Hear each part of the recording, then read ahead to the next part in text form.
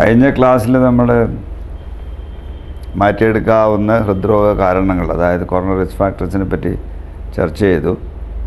അതിൽ പുകയിലയുടെ ഉപയോഗം, രക്തത്തിലുള്ള കൊഴുപ്പ്, ഹൈപ്പർ ടെൻഷൻ പ്രഷർ രോഗം, ഡയബറ്റിസ് പഞ്ചസാര രോഗം, ഇതൊക്കെ ചർച്ച ചെയ്ത് കഴിഞ്ഞു. അടുത്ത പ്രധാനപ്പെട്ട കാരണമാണ് അമിതവണ്ണവും വ്യായാമമില്ലായ്മയും. സാധാരണയായിട്ട് ആളുകൾക്കിടയിലൊരു വിചാരമുണ്ട്, തടിച്ച് കൊഴുത്തിരിക്കുന്നതാണ് ആരോഗ്യമെന്ന്. ഒരു തടിച്ചിട്ടുള്ള കുട്ടിയെ കണ്ടാൽ പറയും, എന്താ ആരോഗ്യം, പൂവമ്പഴം പോലെ ഉണ്ട്, എന്താ നന്നായിരിക്കണമെന്ന് പറഞ്ഞിട്ട്. അപ്പോൾ നിങ്ങൾ മനസ്സിലാക്കേണ്ടത് ആരോഗ്യമല്ല, രോഗമാണെന്നാണ്. ഇന്ന് ലോകത്തിൽ തന്നെ ഏറ്റവും പ്രധാനപ്പെട്ട രോഗം അമിതവണ്ണമാണ്. Obesity is the most important cause of many diseases. ഒന്ന് രണ്ടൊന്നുമല്ല, അതുണ്ടാക്കുന്ന 5-6 രോഗങ്ങളാണ് അമിതവണ്ണം. മനസ്സിലായില്ലേ? നമ്മൾ സാധാരണയായിട്ട് കുട്ടികളെ ഞങ്ങളടുത്ത് കൊണ്ടുവരും അമ്മമാർ. എന്നിട്ട് പറയും, സാറേ ഇവനൊന്നും കഴിക്കുന്നില്ല, അതുകൊണ്ട് എന്തെങ്കിലും ടോണിക്കോ എന്തെങ്കിലും തരണം, ഇവനൊട്ടും ഒന്നും കഴിക്കുന്നില്ല എന്ന് പറയും. അവനെ തൂക്കി നോക്കിയാൽ അവൻ ആവശ്യത്തിനേക്കാൾ 3-4 കിലോ ജാസ്തി ഉണ്ടാവും.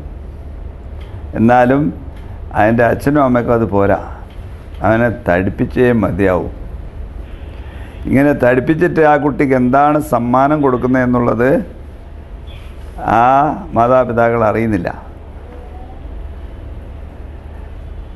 വണ്ണം കൂടിയിട്ട് വളർന്നു വരുന്ന കുട്ടിക്ക് 60 വയസ്സിൻ്റെ ഇടയിൽ ഹാർട്ട് അറ്റാക്ക് ഉണ്ടാകാനുള്ള സാധ്യത ക്ഷീണിച്ചിട്ടുള്ള കുട്ടിയേക്കാൾ 4 ഇരട്ടിയാണ്, 4 times. സോ അതുകൊണ്ട് കുട്ടീനെ നിങ്ങൾ സ്നേഹിച്ച് കുട്ടികൾക്ക് നല്ലോണം ഭക്ഷണം കൊടുത്ത് തടിപ്പിച്ച് ആ കുട്ടിക്ക് കൊടുത്തുകൊണ്ടിരിക്കുന്ന സമ്മാനം ഒരു ഹാർട്ട് അറ്റാക്ക് വരാനുള്ള സാധ്യതയാണ്.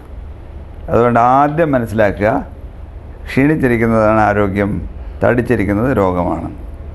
മനസ്സിലായില്ലേ? തടിക്കുന്നത് എല്ലാവരും ഒരുപോലെയല്ല. മനസ്സിലായില്ലേ? അമേരിക്കക്കാരൻ്റെ തടിക്കുകയാണെങ്കിൽ അദ്ദേഹത്തിൻ്റെ ബോഡി ഷേപ്പ് ഇങ്ങനെയാണ് വരിക. അതിനെ പറയാണ് പെയർ ഷേപ്പ്ഡ് ഒബേസിറ്റി.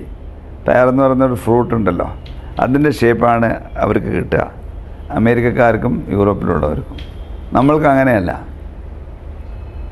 നമ്മളെ തൂക്കം നോക്കിയാൽ ചിലപ്പോൾ തൂക്കം ആവശ്യത്തിന് അത്രേ ഉണ്ടാവുള്ളൂ, പക്ഷെ ഒരു കുടവയറുണ്ടാവും. മനസ്സിലായില്ലേ?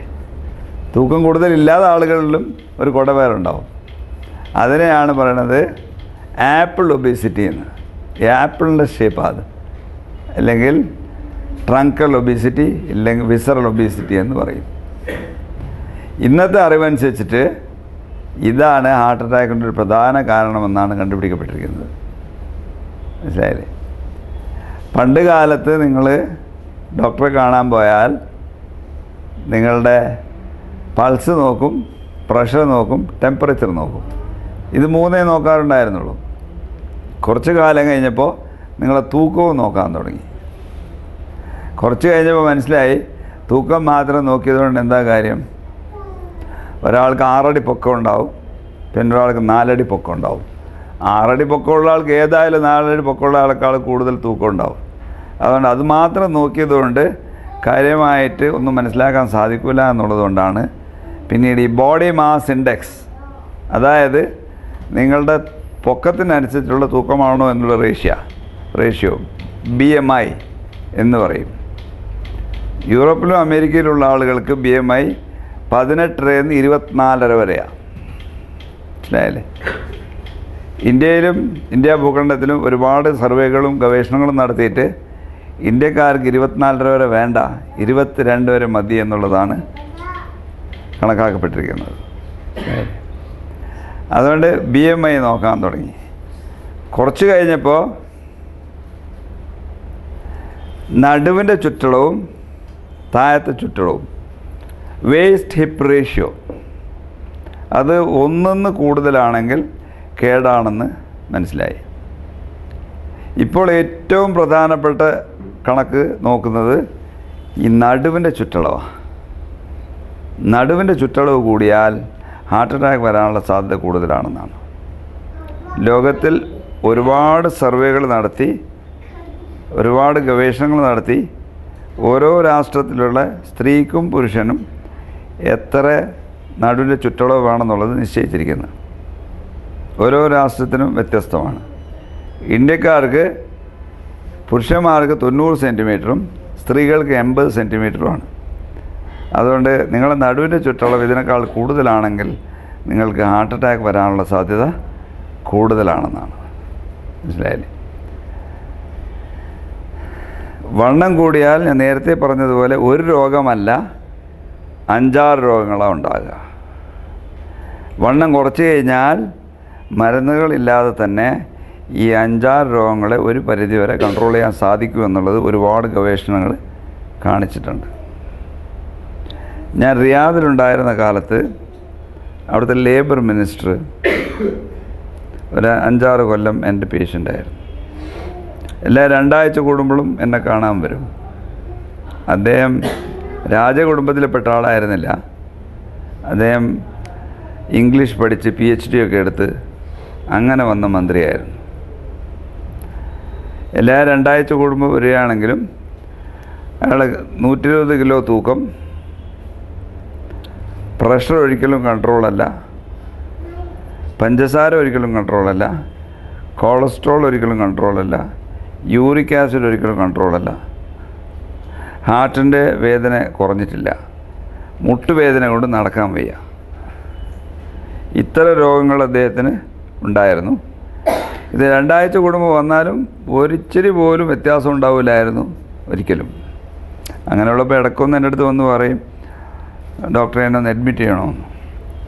അപ്പം ഞാൻ പറയും, നിങ്ങൾ കഴിഞ്ഞ 1 കൊല്ലമായി വരുന്നത്, നിങ്ങൾക്ക് ഇച്ചിരി 1 ഗ്രാം പോലും വ്യത്യാസപ്പെട്ടിട്ടില്ല ഒന്നും. പിന്നെ അഡ്മിറ്റ് ചെയ്തുകൊണ്ട് ഒരു കാര്യമില്ല. നിങ്ങൾ ചിട്ടയിൽ നിൽക്കാതിരുന്നിട്ട് അഡ്മിറ്റ് ചെയ്തുകൊണ്ട് എന്താ കാര്യം? അപ്പോൾ അദ്ദേഹം പറയും, രാജാവ് എൻ്റെ അടുത്ത് പറഞ്ഞിട്ടുണ്ട് ബാഗ്ദാദിലെ ലേബർ മിനിസ്റ്റേഴ്സ് കോൺഫറൻസിന് പോകാനായിട്ട്. പ്ലെയിനും തന്നിട്ടുണ്ട്, എയർപോർട്ടിൽ പ്ലെയിൻ റെഡിയാണ്. പക്ഷേ എനിക്ക് അവിടെ പോകാൻ അല്പം പേടിയാണ്. അതുകൊണ്ട് ഡോക്ടർ ഒന്ന് അഡ്മിറ്റ് ചെയ്ത് കഴിഞ്ഞാൽ എനിക്ക് പോകേണ്ടി വരില്ല എന്ന് പറഞ്ഞാൽ, അന്ന് ഇറാൻ ഇറാഖ് യുദ്ധമുള്ള ടൈമാണ്. എന്നാണ് ഇറാൻ്റെ മിസൈൽ ബാഗ്ദാദിൽ അടിക്കണേന്നറിയില്ല. അതുകൊണ്ട് ഇയാൾക്ക് കുറച്ച് പേടിയുണ്ടായിരുന്നു. അപ്പം അങ്ങനെ പറഞ്ഞപ്പോൾ പിന്നെ ഞാൻ അഡ്മിറ്റ് ചെയ്യും. അഡ്മിറ്റ് ചെയ്ത് കഴിഞ്ഞാൽ ഇയാൾ രാജാവിനെ വിളിച്ച് പറയും, എനിക്ക് ഹാർട്ടിൻ്റെ അസുഖമാണ്, തലകറക്കമാണ്, പ്രഷറുണ്ട്, അങ്ങനെ ഞാൻ ആശുപത്രിയിലാണെന്ന്. അപ്പോൾ രാജാവ് പറയും, അന്ന് നീ പോകണ്ടെന്ന്. അങ്ങനെ അയാൾ രക്ഷപ്പെടും. അങ്ങനെ കുറേ നാളിങ്ങനെ പോയിക്കൊണ്ടിരുന്നപ്പം പെട്ടെന്ന് ഒരു ദിവസം അയാളെ കാണാതായി. അയാൾ ഈ 2 ആഴ്ച കഴിഞ്ഞിട്ട് വരേണ്ട ടൈമിന് ആളെത്തിയിട്ടില്ല. മനസ്സിലായല്ലേ? രാജഭരണമുള്ളിടത്ത് മന്ത്രിനെ കാണാതായാൽ അതിൻ്റെ അർത്ഥം മന്ത്രിസ്ഥാനം പോയി, അയാൾ ഹൗസ് അറസ്റ്റിലായിരിക്കും എന്നാണ്. നമ്മുടെ നാട്ടിൽ മന്ത്രി എത്ര കട്ടിട്ടുണ്ടെന്ന് നാട്ടുകാർക്കറിയാം, പോലീസിനറിയാം, സർക്കാരിനറിയാം, മിലിറ്ററിക്കറിയാം, എല്ലാവർക്കും അറിയാം. പക്ഷെ ഒന്നും തൊടാൻ പറ്റില്ലല്ലോ. സാങ്കേതിക തടസ്സങ്ങൾ. എത്ര കട്ടിട്ടുണ്ടെന്ന് അറിഞ്ഞാലും മന്ത്രിനെ തൊടാൻ പറ്റില്ല. അടുത്ത കാലത്താണ് മന്ത്രിമാർക്ക് ജയിലിൽ പോകേണ്ടി വന്നിരിക്കുന്നത്. അടുത്ത കാലം വരെ ഒരു മന്ത്രിയും ജയിലിൽ പോയിരുന്നില്ലല്ലോ, എത്ര കോടി കട്ടിട്ടുണ്ടെങ്കിൽ. അവിടെ അങ്ങനെയല്ല. രാജാവിനൊന്ന് തോന്നിയാൽ മതി, മന്ത്രിസ്ഥാനം പോയി, ചോദിക്കാൻ ആളൊന്നുമില്ല. മനസ്സിലായല്ലേ? പറഞ്ഞാൽ അതിനു മുമ്പ് അവിടെ ഒരു വലിയൊരു മന്ത്രി ഉണ്ടായിരുന്നു. അദ്ദേഹം 25 കൊല്ലക്കാലം സൗദി അറേബ്യയിലെ പെട്രോളിയം മിനിസ്റ്ററായിരുന്നു. ഓപെക്കിൻ്റെ പ്രസിഡൻ്റായിരുന്നു. ലോകത്തിലെ ഏറ്റവും അധികം അറിയപ്പെടുന്ന ഒരാൾ അയാളായിരുന്നു. ആ കാലത്ത് ലോകത്തിലെ പെട്രോളിൻ്റെ വില കൺട്രോൾ ചെയ്തുകൊണ്ടിരുന്നത്. അങ്ങനെയുള്ള ആൾ പെട്ടെന്നൊരു ദിവസം കാണാതായി. അന്വേഷിച്ച് നോക്കിയപ്പോൾ അദ്ദേഹത്തിന് മന്ത്രിസ്ഥാനം പോയി. അദ്ദേഹം ഹൗസ് അറസ്റ്റിലാണ്. പത്രക്കാരോടൊന്നും സംസാരിക്കാനുള്ള അനുവാദമില്ല. അങ്ങനെയുള്ളൊരു സ്ഥിതിയിലാണ്. കാരണം അന്വേഷിച്ചപ്പോൾ ഈ ലോകത്തിൽ ഒരു മനുഷ്യനും വിശ്വസിക്കാത്തൊരു കാരണമാണ്. അത് അങ്ങനെയും ഒരു ആളുടെ മന്ത്രിസ്ഥാനം പോകുമെന്നുള്ളതാണ് ചോദ്യം. നമ്മുടെ നാട്ടിൽ പുറത്താക്കണമെന്ന് പറഞ്ഞ് പുറത്ത് പോകണമെന്ന് പറഞ്ഞാലും പോലും പോവില്ലല്ലോ. നമ്മുടെ നാട്ടിൽ മന്ത്രി ഒരുപാട് കുറ്റം ചെയ്തിട്ടുണ്ട്, മന്ത്രിക്ക് തന്നെ അറിയാം, എല്ലാവർക്കും അറിയാം. എന്നാലും മന്ത്രി പുറത്ത് പോവില്ല.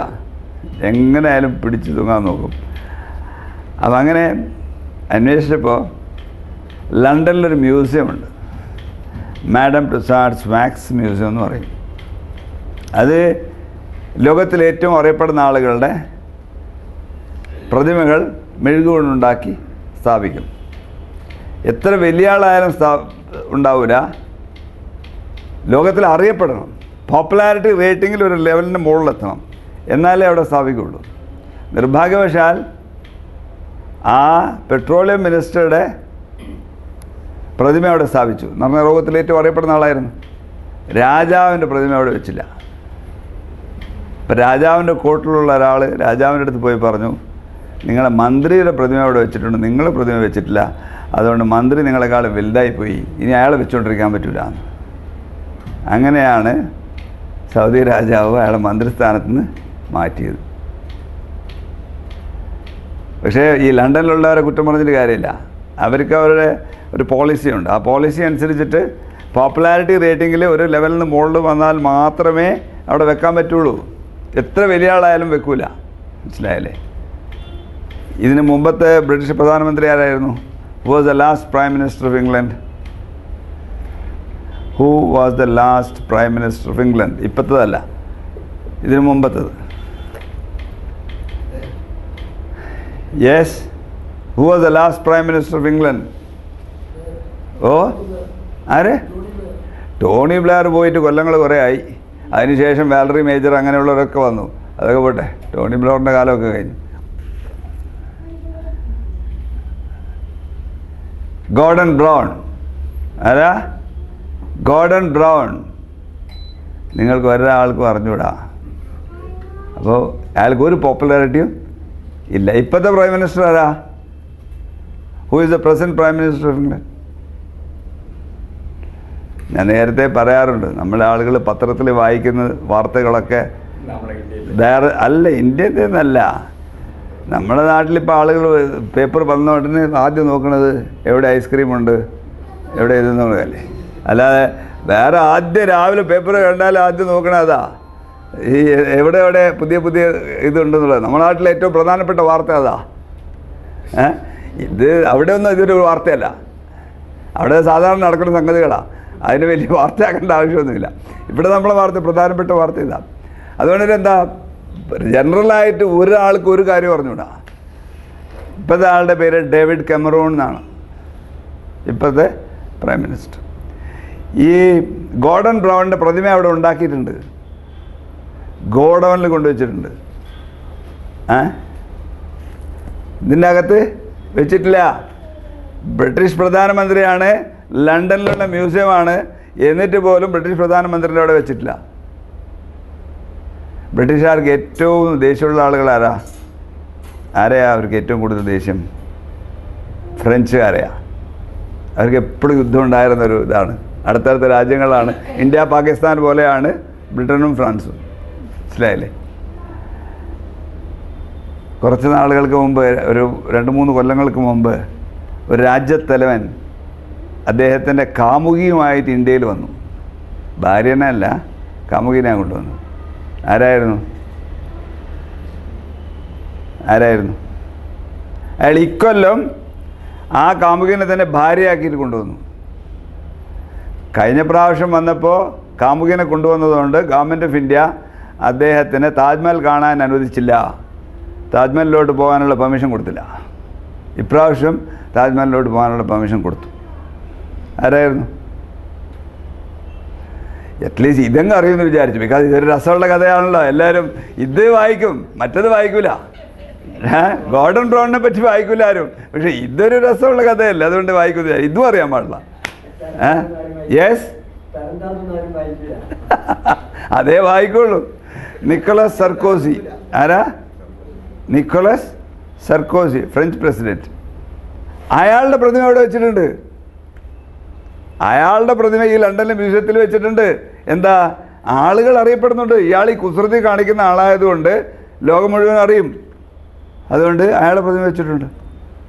ഇന്ത്യയിലെ അവസാനമായിട്ട് ആരുടെയാണ് പ്രതിമ അവിടെ വെച്ചത്? ഇന്ത്യക്കാരൻ്റെ അമിതാഭ് ബച്ചൻ്റെ 15 കൊല്ലത്തിന് മുമ്പ് വെച്ചതാണ്, അടുത്തൊന്നുമല്ല. അത് വളരെ പഴയതാണ്. ഷാറുഖ് ഖാൻ്റെ അതിനേക്കാൾ കുറച്ച് ഇപ്പുറം വെച്ചിട്ടുണ്ട്. ലാസ്റ്റ് വെച്ച് സച്ചിൻ തെണ്ടുൽക്കറിൻ്റെയാണ്. ഏറ്റവും അവസാനമായിട്ട് അവിടെ വെച്ചത് ആരുടെയാണ്? ഇപ്പോൾ കഴിഞ്ഞ കുറച്ച് നാൾക്ക് മുമ്പ് ആ ഇത് തരുന്നതാണ് ന്യൂസൊന്നുമല്ല കേട്ടോ, നല്ല ന്യൂസാണ്. അതൊന്നും നിങ്ങൾക്ക് അറിയാൻ പാടില്ലല്ലോ, പിന്നെ അതുകൊണ്ട് മറ്റേതിന് പറയേണ്ടതില്ല. മനസ്സിലായില്ലേ? യെസ്. ലോകത്തിലെ ഏറ്റവും വേഗതയേറിയ മനുഷ്യനാരാ? ആ യെസ്, ഉസൈൻ ബോൾട്ട്. ഉസൈൻ ബോൾട്ടിനെ വെച്ചിട്ടുണ്ട് അവിടെ, ഉസൈൻ ബോൾട്ടിൻ്റെ പ്രതിമ വെച്ചിട്ടുണ്ട്. അപ്പം അവിടെ വെക്കണമെങ്കിൽ പോപ്പുലാരിറ്റി റേറ്റിങ്ങിൽ ഒരു ലെവലിൻ്റെ മുകളിൽ എത്തിയാൽ മാത്രമേ അവിടെ വെക്കുള്ളൂ. അതുകൊണ്ടിട്ടാണ് രാജാവിൻ്റെ വെച്ചില്ല, പക്ഷേ മന്ത്രിൻ്റെ വെച്ചു. അയാൾ ലോകത്തിൽ അറിയപ്പെടുന്ന ആളായിരുന്നു. അതുകൊണ്ടിട്ട് ഞാൻ വിചാരിച്ചു അതുപോലെ തന്നെ നമ്മളെ മന്ത്രിനെയും കാണാതെ കുറച്ച് ദിവസമായി, നമ്മളെ മന്ത്രിക്ക് എന്തെങ്കിലും ചെറിയ അക്കടി പറ്റിയിട്ടുണ്ടാവും, അയാൾ ഔട്ടായി എന്നാണ് ഞാൻ വിചാരിച്ചത്. പക്ഷേ 6 ആഴ്ച കഴിഞ്ഞപ്പോൾ ഒരു ദിവസം അദ്ദേഹം പെട്ടെന്ന് കയറി വന്നു. പെട്ടെന്ന് വന്ന് വാതിൽ തുറന്ന് അവിടെ വാതിൽ നിൽക്കണതാണ്. അപ്പോൾ എനിക്ക് പെട്ടെന്ന് കണ്ടിട്ട് മനസ്സിലായില്ല, 5-6 ആഴ്ചയായി കണ്ടിട്ട്. പിന്നെ അപ്പോൾ അയാൾ ചോദിച്ചു എന്താ നോക്കണേ, ഞാൻ ഇന്നാളാണെന്ന്. ഞാൻ പറഞ്ഞു ഓ വാ, നിങ്ങളെ കാണാതെ കുറേ നാളായാലും വാ വന്നിരിക്കുന്നു പറഞ്ഞു. അപ്പോൾ പിന്നെ ഞാൻ അയാളുടെ അടുത്ത് ചോദിച്ചു, അല്ല നിങ്ങൾ 6 ആഴ്ച അയാളോ കാണാതെ നിങ്ങൾ എവിടെ പോയതാണ്? അപ്പോൾ അയാൾ പറഞ്ഞു, നിങ്ങൾ എൻ്റെ അടുത്ത് ഇപ്പോൾ 2-3 കൊല്ലമായില്ലേ പറയണേ തൂക്കം കുറക്കണമെന്ന്, എന്നെക്കൊണ്ട് സാധിച്ചിരുന്നില്ലല്ലോ. എൻ്റെ ഒരു സുഹൃത്ത് പറഞ്ഞു ജർമ്മനിയിലൊരു സ്ഥലമുണ്ട്, അവിടെ പോയാൽ തീർച്ചയായിട്ടും തൂക്കം കുറയുമെന്ന്. അങ്ങനെ ഞാൻ അവിടെ പോയതാണ്. അങ്ങനെ അദ്ദേഹം 6 ആഴ്ച ജർമ്മനിയിലൊരു സാനിറ്റോറിയത്തിലായിരുന്നു. അവിടെ ഭക്ഷണമൊന്നും കൊടുക്കില്ലായിരുന്നു. 3 പാക്കറ്റ് പൗഡർ കൊടുക്കും. ഓരോ പാക്കറ്റ് പൗഡറിൽ 110 കാലറിയാണ്. അങ്ങനെ അത് കലക്കി കുടിച്ചോളാൻ പറയും, രാവിലെ ഉച്ചയ്ക്കും വൈകുന്നേരം. അങ്ങനെ മൊത്തമായിട്ടൊരു ദിവസത്തിൽ 330 കാലറി അയാൾക്ക് കിട്ടുള്ളൂ. അതായത് നിങ്ങൾ ഇവിടെ കഴിക്കുന്ന ഭക്ഷണത്തിന് 1/3. സാധാരണയായിട്ട് അയാൾ നിങ്ങൾ കഴിക്കുന്നതിന് 5 ഇരട്ടി ഭക്ഷണം കഴിക്കുന്ന ആളാണ്. അപ്പോൾ അയാൾ സാധാരണ കഴിക്കുന്നതിൻ്റെ 15/1 അയാൾക്ക്. ധാരാളം വെള്ളം കുടിച്ചോളാൻ പറയും, നടന്നോളാൻ പറയും. മനസ്സിലായല്ലേ? അങ്ങനെ 6 ആഴ്ച ഭക്ഷണമൊന്നും കഴിക്കാതെ ചവക്കാതിരുന്ന് കഴിഞ്ഞാൽ ഈ മസിലൊന്നും ഉണ്ടാവില്ല. 6 ആഴ്ച കഴിയുമ്പോൾ കൗള് ചൊട്ടിപ്പോവും. അതിന് വേണ്ടിയിട്ട് 3 കഷ്ണം ചൂയിങ്കം കൊടുക്കും ഈ സൈസിൽ. രാവിലെയും ഉച്ചക്കും വൈകുന്നേരവും 1.5 മണിക്കൂർ ചവക്കാൻ പറയും. ഈ പ്രായമായ ആൾക്ക് ചൂയിങ്കം എടുത്തിട്ട് ചവക്കാൻ പറഞ്ഞാൽ എന്താ സംഭവിക്കുക? പറഞ്ഞ ആളങ്ങോട്ട് മാറുമ്പോൾ ഇയാൾ തുപ്പിക്കളയും, ഇയാൾ ചവക്കൊന്നുമില്ല. അതല്ല സാധാരണ. പക്ഷേ ഇത് ജർമ്മനിയാണ്. 6 അടി പൊക്കമുള്ള നേഴ്സ് അവിടെ നിൽക്കും, വാച്ച് നോക്കിയിട്ട് പറയും ചവക്കെന്ന് പറഞ്ഞിട്ട്. മനസ്സിലായല്ലേ? 1/2 മണിക്കൂർ കഴിയുമ്പോൾ പറയും തുപ്പിക്കളയെന്ന്. അതുകൊണ്ട് നിർബന്ധമായിട്ട് 1/2 മണിക്കൂർ ചവച്ചേ പറ്റുള്ളൂ.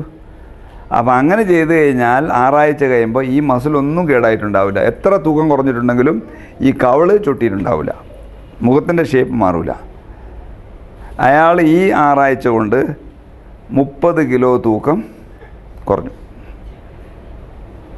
നേരത്തെ അദ്ദേഹം ഹാർട്ടിന് വേണ്ടിയിട്ട് മരുന്ന് കഴിച്ചുകൊണ്ടിരുന്നു, പ്രഷർ രോഗത്തിന് മരുന്ന് കഴിച്ചിരുന്നു, ഷുഗറിന് കഴിച്ചിരുന്നു, കൊളസ്ട്രോളിന് കഴിച്ചിരുന്നു, യൂറിക് ആസിഡിന് കഴിച്ചിരുന്നു, ഹാർട്ടിൻ്റെ രോഗത്തിന് കഴിച്ചിരുന്നു, മുട്ടുവേദനയ്ക്ക് മരുന്ന് കഴിച്ചിരുന്നു. എൻ്റെ അടുത്ത് വരുമ്പോൾ ഒരു മരുന്നും കഴിക്കണില്ല. 6 ആഴ്ച കഴിഞ്ഞിട്ട് എൻ്റെ അടുത്ത് വരുമ്പോൾ എല്ലാ മരുന്നുകളും നിർത്തിയിരിക്കുകയാണ്. 30 കിലോ തൂക്കവും കുറഞ്ഞിട്ടുണ്ട്.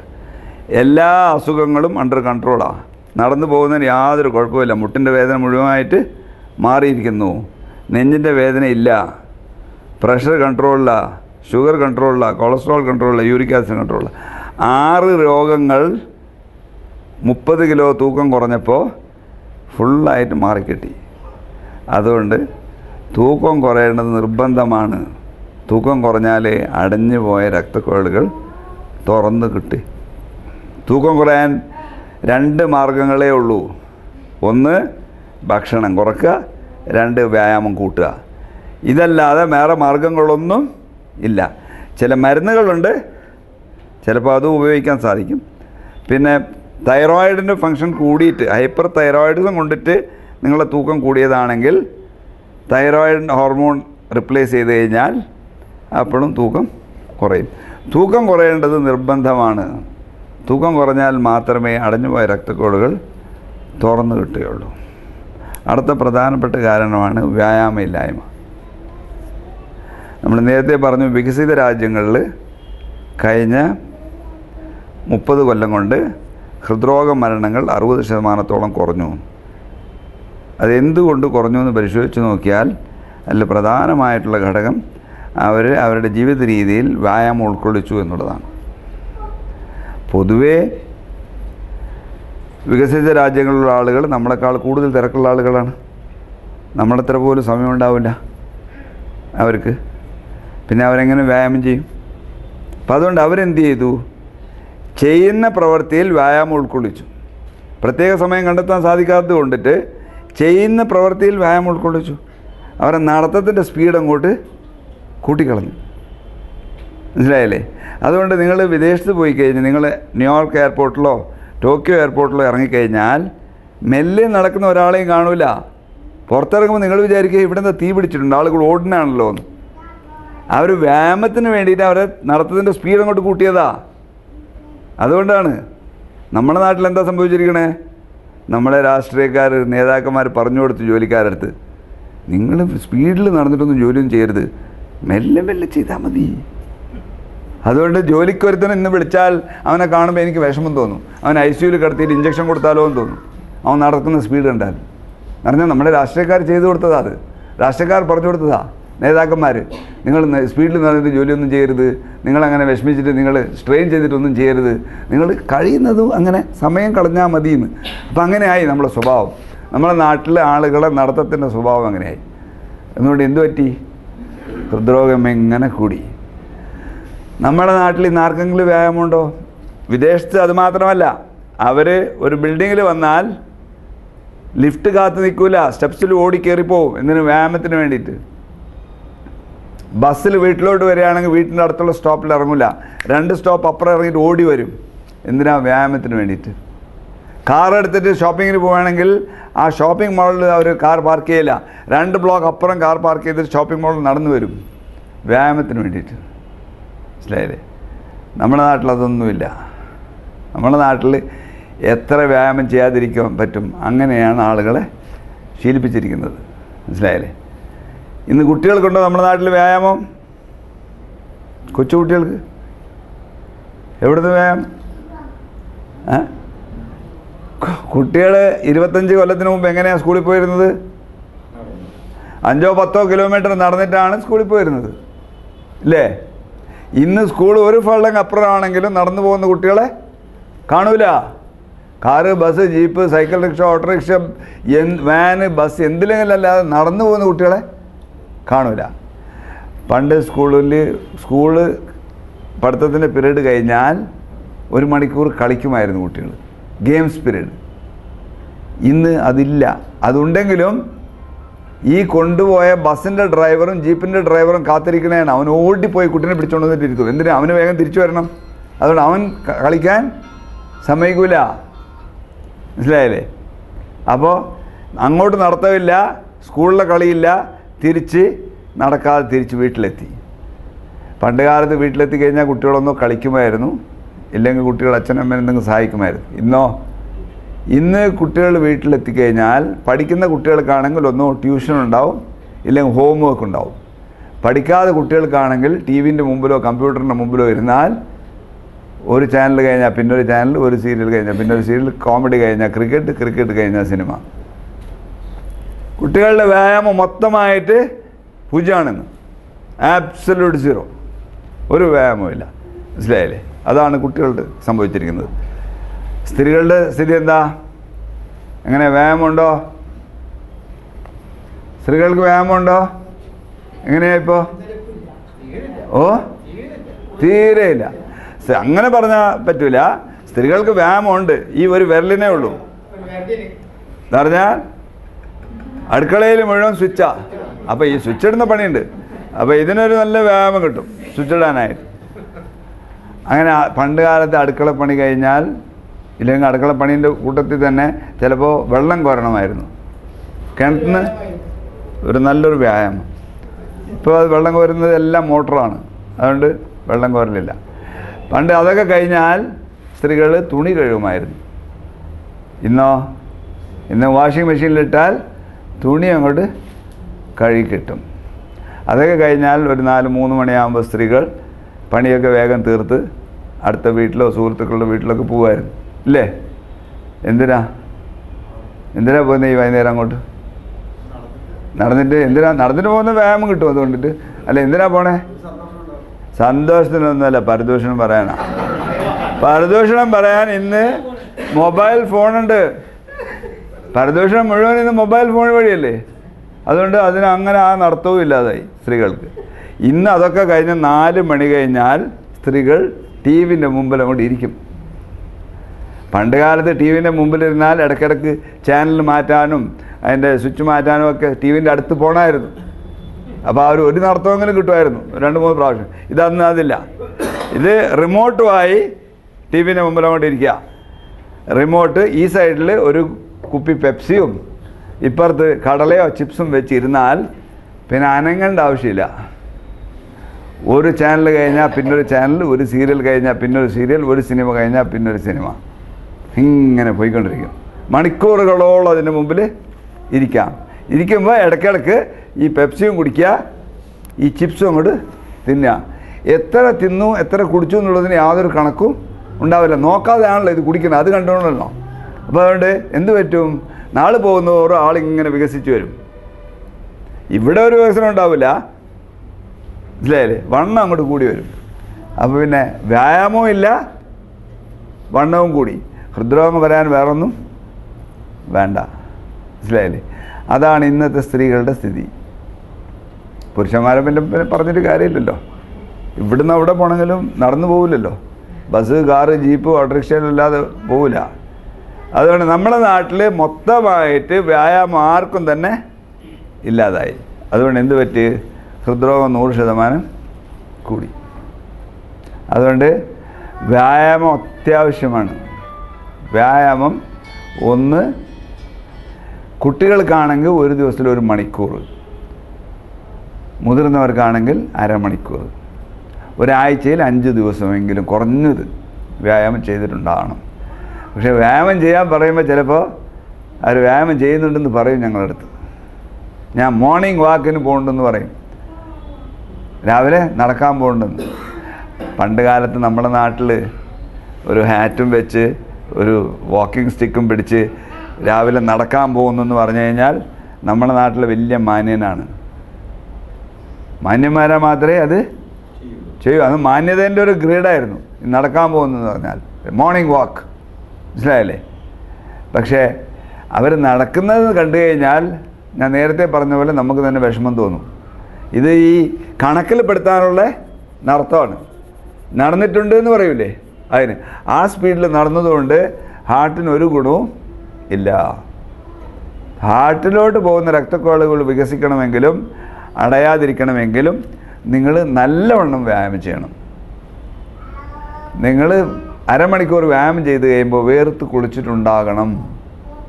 അല്ലാതെ മെല്ലെ നടന്നതുകൊണ്ട് യാതൊരു ഗുണവും ഇല്ല എന്നുള്ളതാണ്. അത് ഒരു ദിവസം കൊണ്ട് നിങ്ങൾക്ക് വ്യായാമം ചെയ്യാൻ പറ്റില്ല.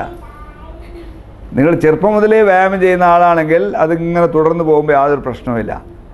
നിങ്ങൾ 50 വയസ്സ് വരെ വ്യായാമം ചെയ്യാത്ത ഒരാൾ വ്യായാമം ചെയ്യാൻ തുടങ്ങുകയാണെങ്കിൽ നിങ്ങൾ ഒരു നല്ല ഡോക്ടറെ കണ്ടിട്ട് ഫുള്ളായിട്ട് പരിശോധിച്ച് നിങ്ങൾക്ക് എത്ര വ്യായാമം ചെയ്യാൻ സാധിക്കുമെന്നുള്ളത് അദ്ദേഹം കണ്ടുപിടിച്ച് നിങ്ങൾക്ക് നിർദ്ദേശം തരും. ആദ്യത്തെ ആഴ്ച ഇത്ര നടന്നാൽ മതി, രണ്ടാമത്തെ ആഴ്ച ഇത്ര നടന്നാൽ മതി, മൂന്നാമത് ഇത്ര നടന്നാൽ മതി, പിന്നെ സ്പീഡ് ഇത്രയിൽ പോയാൽ മതി, പിന്നെ ഇത്ര കൂട്ടിക്കൊണ്ടുവരണം. അങ്ങനെ ഒരു 4-5 ആഴ്ച കൊണ്ട് ട്രെയിൻ ചെയ്തിട്ട് വേണം നിങ്ങൾ ഫുള്ളായിട്ടുള്ള വ്യായാമം ചെയ്യാൻ. അല്ലാതെ ആദ്യത്തെ ദിവസം തന്നെ നിങ്ങൾ ഈ അരമണിക്കൂർ ഓടി എക്സർസൈസ് ചെയ്ത ആളെയാന്ന് പറഞ്ഞിട്ട് 50 വയസ്സിൽ തുടങ്ങിയാൽ നിങ്ങൾ 2 ദിവസം കഴിയുമ്പോൾ കിടപ്പിലാവും. മനസ്സിലായില്ലേ? മസിൽ വേദന കൊണ്ടും അല്ലാതെ വേറെ പ്രശ്നങ്ങൾ കൊണ്ടും. അതുകൊണ്ട് ആദ്യമായിട്ട് 50 വയസ്സോ 40 വയസ്സോ ഉള്ള ആളുകൾ വ്യായാമം ചെയ്യാൻ തുടങ്ങുന്നതിന് മുമ്പ് ഡോക്ടറെ കണ്ടിട്ട് അദ്ദേഹത്തിൻ്റെ നിർദ്ദേശപ്രകാരം മാത്രമേ ചെയ്യാൻ പാടുള്ളൂ. വ്യായാമത്തിൽ തന്നെ ഒരുപാട് തരം വ്യായാമങ്ങളുണ്ട്. ഇതിന് പ്രധാനമായിട്ടും isometric exercise and isotonic exercise 2 തരംതിരിച്ചിട്ടുണ്ട്. മനസ്സിലായില്ലേ? എന്ന് പറഞ്ഞാൽ എളുപ്പത്തിൽ പറയുകയാണെങ്കിൽ ഇപ്പം നിങ്ങളിങ്ങനെ ആക്കിക്കഴിഞ്ഞാൽ ഇത് ഐസോട്ടോണിക് എക്സസൈസാണ്, അല്ലെങ്കിൽ ഡൈനാമിക് എക്സസൈസ് എന്ന് പറയും. എന്ന് പറഞ്ഞു കഴിഞ്ഞാൽ ഇങ്ങനെ ചെയ്യുമ്പോൾ ഈ മസിലിൻ്റെ ഫൈബറിൻ്റെ നീളം കുറയും. ഇങ്ങനെ ചെയ്യുമ്പോൾ ഇത് ഈ മസിലിൻ്റെ, മനസ്സിലായില്ലേ? അതാണ് സിമ്പിളായിട്ടുള്ള ഐസോടോണിക് അല്ലെങ്കിൽ ഡൈനാമിക് എക്സർസൈസ്. ഐസോമെട്രിക് എന്ന് പറഞ്ഞു കഴിഞ്ഞാൽ എളുപ്പത്തിൽ മനസ്സിലാക്കാൻ നിങ്ങൾ ഈ കൈ ഇങ്ങനെ ടൈറ്റാക്കി, മനസ്സിലായില്ലേ? ടൈറ്റാക്കിയിട്ട് നിങ്ങൾ ഈ മസിൽ തൊട്ട് നോക്കൂ, ഭയങ്കര ഹാർഡായിട്ടുണ്ടാവും, കട്ടിയായിട്ടുണ്ടാവും. പക്ഷേ ഇതിൻ്റെ മസിലിൻ്റെ ഫൈബറിൻ്റെ ലെങ്ത്ത് കുറഞ്ഞിട്ടില്ല, നീളം, അതിൽ ടെൻഷൻ കൂടിയത് മാത്രമേ ഉള്ളൂ. ഇതിനെയാണ് ഐസോമെട്രിക് എക്സർസൈസ് എന്ന് പറയുന്നത്. അതിൻ്റെ ക്ലാസിക്കൽ എക്സാമ്പിളാണ് ഈ ബുൾവർക്ക് എന്ന് പറയുന്ന സാധനമില്ലേ അത്, ഇല്ലെങ്കിൽ വെയ്റ്റ് ലിഫ്റ്റിംഗ്, ഇല്ലെങ്കിൽ പുഷപ്പ്, മയൂരാസനം. ഇതൊക്കെ ഐസോമെട്രിക് എക്സർസൈസുള്ള വ്യായാമങ്ങളാണ്. ഇത് ഹാർട്ട് രോഗികൾക്ക് അത്രയും നല്ലതല്ല. നിങ്ങളെ ഈ മസിലിൻ്റെ ടെൻഷൻ കൂടി ഇതിൻ്റെ തിക്നെസ് കൂടുന്നത് പോലെ തന്നെ നിങ്ങളുടെ ഹാർട്ടിൻ്റെ മസിലിൻ്റെ ഫൈബറിലും ടെൻഷൻ കൂടി തിക്നെസ് കൂടും. അതുകൊണ്ടിട്ട് അതിൻ്റേതായ കുറേ കോംപ്ലിക്കേഷൻസ് ഉണ്ടാവും. അതുകൊണ്ട് ഐസോമെട്രിക് എക്സർസൈസ് ഹാർട്ട് രോഗമുള്ളവരും അല്ലാത്തവരും ഹാർട്ടിന് വേണ്ടിയിട്ട് അത് ചെയ്യാനുള്ള എക്സർസൈസ് അല്ല. നല്ല വ്യായാമം ഈ ഐസോടോണിക് ഇല്ലെങ്കിൽ ഡൈനാമിക് എക്സർസൈസ്, അതായത് നടക്കുക, ഓടുക, ജോഗിങ്, നീന്തൽ, ഈ എയറോബിക്സ് എക്സർസൈസ്, ഇതൊക്കെയാണ് നല്ല വ്യായാമം. ഇതിലേറ്റവും ഉത്തമം സ്പീഡിൽ നടക്കുക എന്നുള്ളതാണ്. കാരണം അതാണ് നമ്മൾ ജനിച്ച് 1 വയസ്സാകുമ്പോൾ നമ്മൾ പഠിക്കുന്നത് നടത്തമാണ്. നടത്തം നമുക്ക് ഏത് സമയത്തും എവിടെയും ചെയ്യാവുന്ന ഒരു വ്യായാമമാണ്. ബാക്കിയുള്ള വ്യായാമങ്ങൾക്ക് നിങ്ങൾ നീന്തണം എന്ന് പറഞ്ഞാൽ നീന്തൽ കുളം വേണം, ഇല്ലേ? സ്വിമ്മിംഗ് പൂളില്ലാതെ നീന്താൻ പറ്റില്ലല്ലോ. അപ്പോൾ അതുപോലെ തന്നെ പല എക്സർസൈസും ചെയ്യണമെങ്കിൽ നിങ്ങൾക്ക് അതിൻ്റേതായ ഒരു സൗകര്യങ്ങൾ വേണം. ഇതിനതൊന്നും വേണ്ട, ലെവൽ ഗ്രൗണ്ട് എവിടെ കിട്ടിയാലും നടക്കാം നമുക്ക്, മനസ്സിലായില്ലേ? എൻ്റെ അടുത്തൊരു മെഡിക്കൽ റെപ്രസെൻറ്റേറ്റീവ് ഒന്ന് പറഞ്ഞു, സാറേ എനിക്ക് വ്യായാമം ചെയ്യാനായിട്ട് സമയം കിട്ടണില്ല, യാതൊരു രക്ഷയില്ല, എനിക്ക് വ്യായാമം ചെയ്യണമെന്നുണ്ട്, സാർ പറയുന്നതൊക്കെ പലപ്പോഴും കേട്ടിട്ടുണ്ട്, പക്ഷേ എന്നെക്കൊണ്ട് വ്യായാമം ചെയ്യാൻ യാതൊരു സമയമില്ല, രാവിലെ മുതൽ രാത്രി വരെ ജോലിയാണ്, അതുകൊണ്ട് സമയമില്ല. അപ്പം ഞാൻ അദ്ദേഹത്തിനോട് ചോദിച്ചു, നിങ്ങൾ സാധാരണ ഈ ഡോക്ടർമാരെ കാണാനായിട്ട് എങ്ങനെയാണ് പോവുക, ബസ്സിലോ ട്രെയിനിലോ എങ്ങനെയാണ്? അപ്പോൾ അദ്ദേഹം പറഞ്ഞു, ഞാൻ ട്രെയിനിലാണ് പോണേ. ആയിക്കോട്ടെ, നിങ്ങൾ റെയിൽവേ സ്റ്റേഷനിൽ പോയാൽ ട്രെയിൻ വരാൻ എത്ര സമയം ഉണ്ടാവും? ഒരു അരമണിക്കൂർ 3/4 മണിക്കൂറിന് മുമ്പ് എത്തും റെയിൽവേ സ്റ്റേഷൻ. ഞാൻ പറഞ്ഞു, റെയിൽവേ പ്ലാറ്റ്ഫോം എന്ന് പറയുന്ന സംഗതി ഉണ്ട്, ഇങ്ങേറ്റത്ത് അങ്ങേറ്റം വരെ അരമണിക്കൂർ നടന്നാൽ ഈ ട്രെയിൻ വരുന്നതിന് മുമ്പ് നിനക്ക് വേണ്ടത്ര വ്യായാമം ആയി. അതുകൊണ്ട് സമയമില്ലെന്ന് പറയേണ്ടതില്ല, സമയമുണ്ട്. അരമണിക്കൂർ നീ ചുമ്മാ അവിടെ റെയിൽവേ സ്റ്റേഷനിൽ വേസ്റ്റ് ചെയ്യുന്നില്ലേ, കാത്തിരിക്കുന്ന സമയമുണ്ടല്ലോ, അത് നീ അരമണിക്കൂർ അങ്ങോട്ടും ഇങ്ങോട്ടും നടന്നോളെ, വേണ്ടത്ര വ്യായാമമായി. അതുപോലെ തന്നെ നീ ബസ്സിൽ വരികയാണെങ്കിൽ ബസ് സ്റ്റോപ്പിൽ നിന്ന് വീട്ടിലോട്ട് ഓട്ടോറിക്ഷയിൽ വരണ്ട, ബസ് സ്റ്റാൻഡിൽ നിന്ന് നീ നടന്നു വന്നോ വീട്ടിലോട്ട്, വ്യായാമമായി. അപ്പോൾ വ്യായാമത്തിന് സമയം കിട്ടുന്നില്ല എന്ന് പറയുന്നത് വ്യായാമം ചെയ്യാതിരിക്കാനുള്ള ഒരു കാരണം മാത്രമാണ്. ആർക്ക് വേണമെങ്കിലും ഈ ലോകത്തിൽ വ്യായാമം ചെയ്യണമെന്നുണ്ടെങ്കിൽ അതിനുള്ള സമയമുണ്ട്, ചെയ്യാൻ സാധിക്കും, മനസ്സിലായില്ലേ? അത് 24 മണിക്കൂർ ഒരു ദിവസത്തിൽ 24 മണിക്കൂറിൽ നിങ്ങൾക്ക് ഏത് എപ്പോൾ വേണമെങ്കിൽ ചെയ്യാം. പക്ഷെ പൊതുവേ ഭക്ഷണം കഴിച്ച ഉടനെ വ്യായാമം ചെയ്താൽ കുറച്ച് ബുദ്ധിമുട്ടുണ്ടാവും. ഒന്ന്, ഭക്ഷണം കഴിച്ച ഉടനെ നിങ്ങളെ വയറ്റിലോട്ട് കൂടുതൽ രക്തം പോകേണ്ടതുള്ളതുകൊണ്ട് അവിടുത്തെ പ്രവർത്തനത്തിന് ഹാർട്ടിൻ്റെ ബാക്കിയുള്ള ഭാഗങ്ങളിലോട്ട് രക്തം പോകുന്നത് അല്പം കുറയും. അപ്പോൾ ആ ടൈമിൽ നിങ്ങൾ വ്യായാമം ചെയ്താൽ ഭക്ഷണം കഴിച്ച ഉടനെ അതിനൊരു കോമ്പറ്റീഷൻ ഉണ്ടാവും, രക്തം അവിടെ പോകുന്നതിനും മറ്റിടത്ത് പോകുന്നതിനും. അതുകൊണ്ട് രണ്ടിനും വലിയ ഗുണവും ഉണ്ടാവില്ല. അതുകൊണ്ട് കഴിയുന്നതും ഭക്ഷണം കഴിച്ചിട്ട് ഒരു 2 മണിക്കൂർ കഴിഞ്ഞിട്ടാണ് നല്ല വ്യായാമം ചെയ്യാൻ നല്ല സമയം. അപ്പം അല്ലാതെ രാത്രിയോ പകലോ എന്നുള്ളതിന് യാതൊരു പ്രസക്തിയുമില്ല. ഭക്ഷണം കഴിച്ച ഉടനെ വേണ്ടാന്ന് മാത്രമേ ഉള്ളൂ. അതുകൊണ്ട് വ്യായാമം നിർബന്ധമായിട്ടും എല്ലാവരും ചെയ്തിട്ടുണ്ടാകണം. വ്യായാമം ഇല്ലാത്തതാണ് ഒരു പ്രധാന കാരണം നമ്മുടെ നാട്ടിൽ ഹൃദ്രോഗം കൂടാൻ അടുത്ത കാലം. അത് മാത്രമല്ല, വ്യായാമം ചെയ്ത് കഴിഞ്ഞാൽ രക്തക്കുഴലുകൾ വികസിക്കും, രക്തക്കുഴലുകൾ അടയുന്നത് കുറയും, നിങ്ങളുടെ ഹാർട്ടിൻ്റെ ഫങ്ഷൻ ഇമ്പ്രൂവ് ചെയ്യും, നിങ്ങളുടെ ഹാർട്ടിൻ്റെ കപ്പാസിറ്റി ഇമ്പ്രൂവ് ചെയ്യും, നിങ്ങളുടെ ലങ്സിൻ്റെ കപ്പാസിറ്റി ഇമ്പ്രൂവ് ചെയ്യും, നിങ്ങളുടെ ജനറലായിട്ടുള്ള മസിലിൻ്റെ കപ്പാസിറ്റി ഇമ്പ്രൂവ് ചെയ്യും. അതുകൊണ്ട് നിങ്ങൾക്ക് ഒരുപാട് ഗുണങ്ങളുണ്ടാവും വ്യായാമം ചെയ്യുന്നത് കൊണ്ട്. അതുകൊണ്ട് വ്യായാമം ചെയ്യേണ്ടത് നിർബന്ധമാണ്. അടുത്ത പ്രധാനപ്പെട്ട കാരണമാണ് മാനസിക സംഘർഷം. നമ്മുടെ നാട്ടിൽ ഹൃദ്രോഗം കൂടാൻ ഒരു പ്രധാന കാരണം മാനസിക സംഘർഷമാണ്. അതായത് ആങ്സൈറ്റി, ടെൻഷൻ, ഡിപ്രഷൻ ഏതുണ്ടായാലും ഹൃദ്രോഗം കൂടും എന്നുള്ളതാണ് ഗവേഷണങ്ങൾ കാണിക്കുന്നത്. നമ്മുടെ നാട്ടിൽ ഇന്നാർക്കാ മനസ്സമാധാനമുള്ളത്? ആർക്കും മനസ്സമാധാനമില്ല. കുട്ടികൾക്ക് ഒട്ടും മനസ്സമാധാനമില്ല. കുട്ടികൾക്ക് എങ്ങനെ മനസ്സമാധാനം ഉണ്ടാവും? കുട്ടിക്ക് 2.5 വയസ്സായാൽ നിങ്ങൾ കൊണ്ടുപോയിട്ട് പ്ലേ സ്കൂളിലിടും.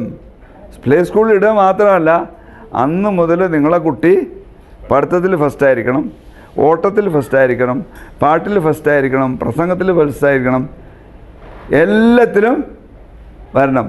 കലാപ്രതിഭയാവണം, കലാതിലകമാവണം. അതുകൊണ്ട് എല്ലാ അച്ഛനമ്മമാർക്കും എൻ്റെ മകൻ ഒന്നാമനാകണം. കുട്ടികൾ അതുകൊണ്ടിട്ട് ഈ 2.5 വയസ്സ് മുതൽ മാനസിക സമ്മർദ്ദത്തിലാണ്, പ്രഷറാണ് എപ്പോഴും. അതുകൊണ്ട് എന്താ, കുട്ടികൾ നന്നായിട്ട് പ്രവർത്തിക്കൂല, പല പ്രശ്നങ്ങളുണ്ടാവും. അതുകൊണ്ടിട്ട് മാനസികമായിട്ട് യാതൊരു സമാധാനവും അച്ഛനമ്മമാർ കുട്ടികൾക്ക് ഇതിപ്പോൾ കൊടുക്കാറില്ല. മനസ്സിലായില്ലേ? അതിപ്പോൾ ചിലർ പറയണത് കുട്ടികളെ ദൈവമാക്കുക എന്നാണ്. ദൈവന്മാരായിട്ട് മാറ്റിയെടുക്കുക പ്രസംഗിച്ചിട്ട്. ഇപ്പം നമ്മുടെ നാട്ടിൽ മനുഷ്യ ദൈവന്മാർ ഒരുപാടുണ്ടല്ലോ.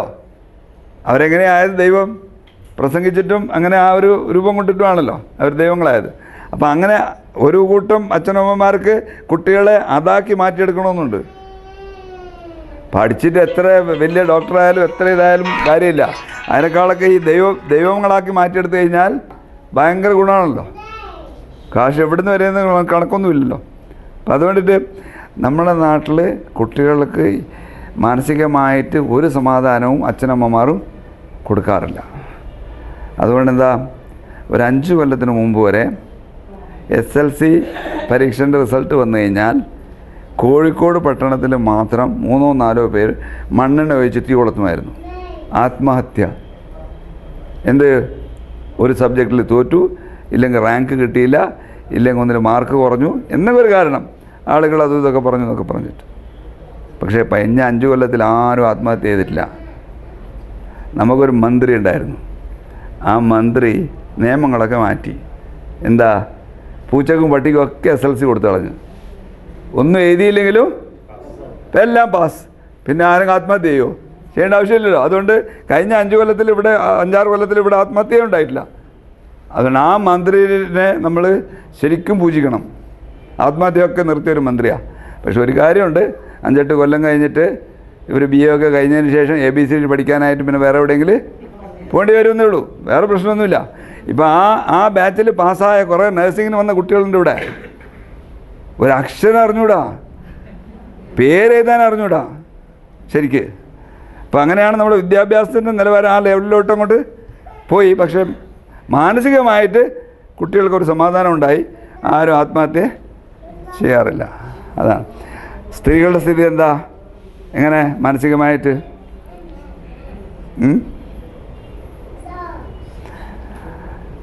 2-3 കാര്യങ്ങളുണ്ട്. ഒന്ന്, നമ്മുടെ നാട്ടിലിപ്പോൾ എല്ലാവർക്കും ആഗ്രഹങ്ങൾ കൂടി വരികയാണ്. മനസ്സിലായില്ലേ? പിന്നെ ആഗ്രഹം മാത്രമല്ല, നമ്മൾ മറ്റാളെ നോക്കിയിട്ടാണ് നമ്മളെ ആഗ്രഹങ്ങൾ. അതിനേക്കാൾ ഒരുപടി നമ്മൾ മുകളിലായിരിക്കണമെന്ന്. അവിടെ സ്വർണം മേടിച്ചാൽ നമുക്ക് വജ്രം മേടിക്കണം. അവിടെ ഒരു സാരി മേടിച്ചാൽ നമുക്ക് 2 സാരി മേടിക്കണം. അപ്പോൾ അതുകൊണ്ട് എന്താ, മാനസികമായിട്ട് സ്ത്രീകൾക്ക് മനസ്സമാധാനം കുറവാണ് ഇന്ന് പഴയതിനേക്കാൾ. നന്ന ആഗ്രഹങ്ങൾ കൂടിപ്പോയി. കേരളത്തിലൊരു പ്രത്യേക സാഹചര്യമുണ്ട് എന്ന് പറഞ്ഞു കഴിഞ്ഞാൽ, ഭർത്താവ് ഗൾഫിലാണ്, ഭാര്യ ഇവിടെയാണ്. അവിടെ ഭർത്താവിന് മനസ്സമാധാനമില്ല. എന്താ? എങ്ങനെ മനസ്സമാധാനം ഉണ്ടാവും? ഒന്ന്, കുടുംബം ഇവിടെ ആണെന്നുള്ളത്. 2, അവിടുത്തെ ജോലിൻ്റെ കാര്യം. എപ്പോഴാണ് ജോലി പോകുന്നതെന്ന് അറിയില്ല, എപ്പോഴാണ് അറബിൻ്റെ ആട്ടും തുപ്പും കൊള്ളേണ്ടതെന്ന് അറിയില്ല. അപ്പോൾ അതുകൊണ്ട് അതിന് പിന്നെ ടാർഗറ്റ് ഓറിയൻറ്റഡ് ജോബ് എന്ന് പറഞ്ഞു കഴിഞ്ഞാൽ, ഒരു ജോലി ഏൽപ്പിച്ചിട്ടുണ്ടെങ്കിൽ നമ്മളിവിടെ ജോലി ഏൽപ്പിച്ചാൽ ചെയ്യാതിരിക്കാമല്ലോ. ചെയ്യാതിരുന്നാൽ ചോദിക്കാൻ ആളില്ല, സർക്കാരായാലും പ്രൈവറ്റ് ആയാലും. അവിടെ അങ്ങനെയല്ലല്ലോ. അറബിൻ്റെ അടുത്ത് ചിലപ്പോൾ അടി കിട്ടിയെന്ന് വരും.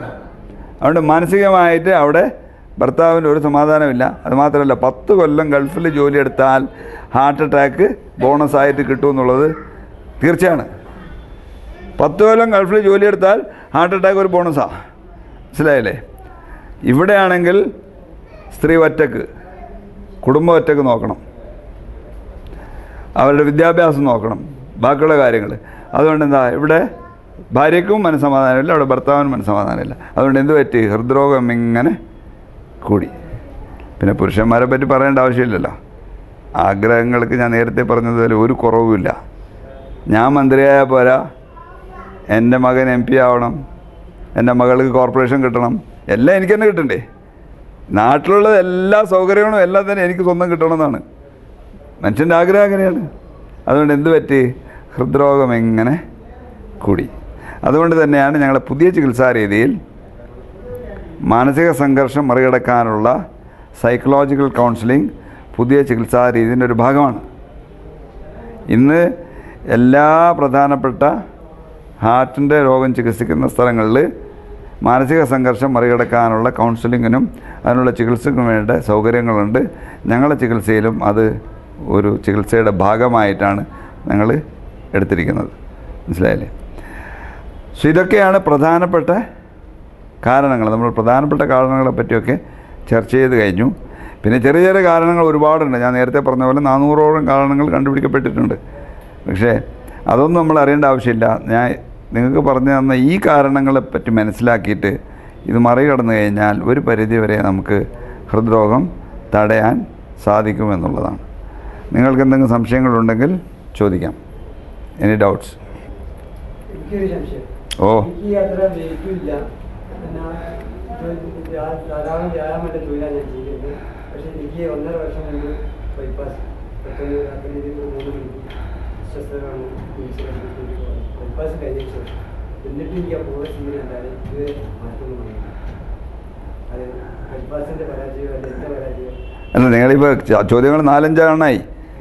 നിങ്ങൾ ഒരു ചോദ്യമല്ല നിങ്ങളിപ്പോൾ ചോദിച്ചതിൽ ചോദ്യങ്ങൾ 4-5ആയി എന്ന് പറഞ്ഞാൽ നിങ്ങളൊന്ന് പറഞ്ഞു എനിക്ക് വെയിറ്റിൽ കൂടുതലില്ല, എനിക്ക് മറ്റു കാരണങ്ങളൊന്നുമില്ല, അങ്ങനെ ഒരു കാരണവും ഇല്ലാതെയാണ് ഈ രോഗം വന്നെന്നുള്ളതാണ് നിങ്ങൾ ആദ്യത്തെ ചോദ്യം അല്ലേ? ആദ്യത്തെ ചോദ്യം അതാണ് അല്ലേ? നമ്മൾ പറഞ്ഞിട്ടൊരു 400ഓളം കാരണങ്ങൾ ഉണ്ടെന്ന്. അതിൽ നിങ്ങൾക്കിപ്പോൾ ആകെ മനസ്സിലായിട്ടുള്ള നിങ്ങൾക്കില്ല എന്നുള്ള കാരണങ്ങൾ ഒരു 3 കാരണങ്ങളാണ്. എത്ര ഇല്ല എന്നുള്ളത് നിങ്ങൾക്ക് മനസ്സിലായിട്ടുള്ള 3 കാരണങ്ങളാണ്. ബാക്കിയുള്ള 390 കാരണങ്ങൾ നിങ്ങൾക്കുണ്ടോ ഇല്ലേ നിങ്ങൾക്ക് അറിയില്ല ഇല്ലേ? അപ്പോൾ അതുകൊണ്ട് നിങ്ങൾ അറിയാതെ കാരണങ്ങൾ ഒരുപാട് ഉണ്ടാവും. നിങ്ങൾക്ക് ചിലപ്പോൾ മാനസിക സംഘർഷം ഉണ്ടായിട്ടുണ്ടാവും ഇല്ലേ? ടെൻഷൻ, സൈക്കോളജി അതുണ്ടാവും. അപ്പോൾ അതുകൊണ്ട് നിങ്ങൾക്ക് വ്യായാമം ഉണ്ടായിട്ടുണ്ടെങ്കിലും നിങ്ങൾ തൂക്കം കൂടിയിട്ടില്ലെങ്കിലും നിങ്ങൾക്ക് പ്രഷർ രോഗം ഉണ്ടായിരുന്നോ? ഉണ്ട്. അത് ഒരു കാരണമായില്ലേ?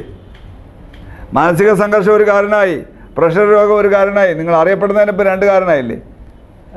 കുടുംബത്തിലാർക്കും ഹാർട്ട് അറ്റാക്ക് ഉണ്ടായിരുന്നോ? ഉണ്ടായിട്ടില്ല. ബാപ്പാൻ്റെ സൈഡിലും ഉമ്മാൻ്റെ സൈഡിലും ആർക്കും ഉണ്ടായിട്ടില്ല. സിഗരറ്റ് വലിച്ചിരുന്നോ?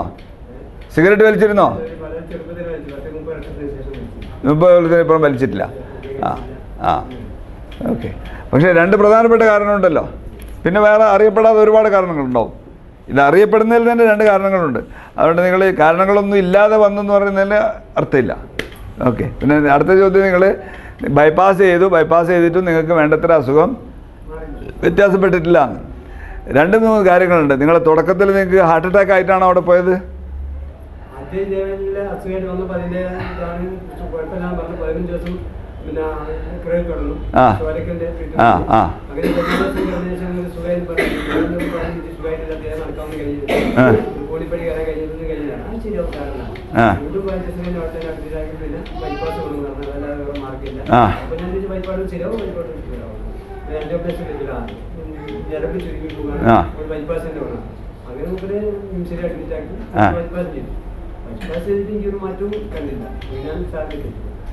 ഓക്കെ. ഇപ്പം 2-3 കാര്യങ്ങളുണ്ട്. ഇന്ന് ബൈപ്പാസ് ചെയ്ത് തന്നെ ഞാനിപ്പോൾ ഡീറ്റെയിൽസ് നിങ്ങളെ അത് ഇപ്പോൾ ഓർക്കുന്നില്ല കറക്റ്റായിട്ട്.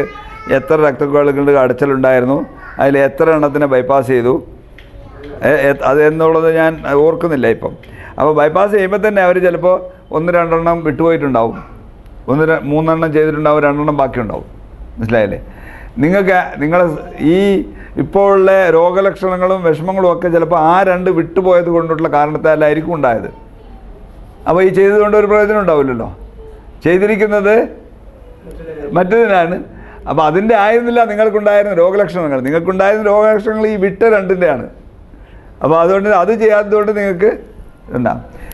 മൂന്നാമതായിട്ട് ഇതിപ്പോൾ ചെയ്തെന്ന് പറഞ്ഞു, ചെയ്ത് കഴിഞ്ഞാൽ ചിലപ്പോൾ 24 മണിക്കൂർ 48 മണിക്കൂർ കഴിയുമ്പോൾ തന്നെ ഇത് അടഞ്ഞു കിട്ടിയെന്ന് വരാം. നമ്മളറിയുന്നില്ലല്ലോ.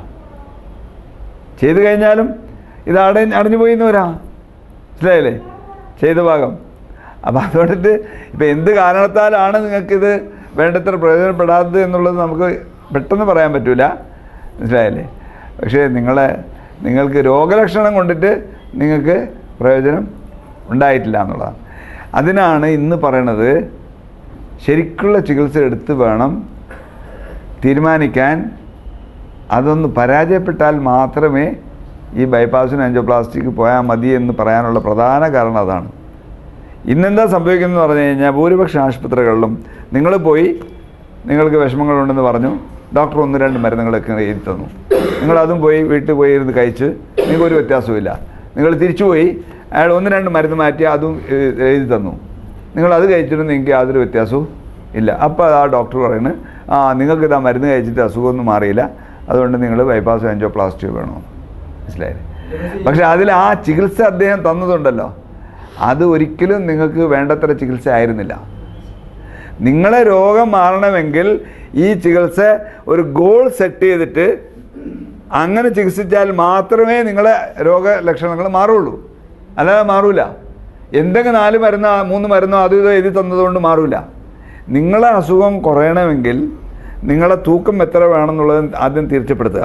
ആ തൂക്കത്തിലോട്ട് നിങ്ങൾ എത്തിക്കുക. നിങ്ങളെ ഹാർട്ടിൻ്റെ ബീറ്റ് എത്ര വേണമെന്നുള്ളത് ആദ്യം തീർച്ചപ്പെടുത്തുക. ആ ലെവലിലോട്ട് നിങ്ങളെ ഹാർട്ടിൻ്റെ ബീറ്റ് എത്തിക്കുക.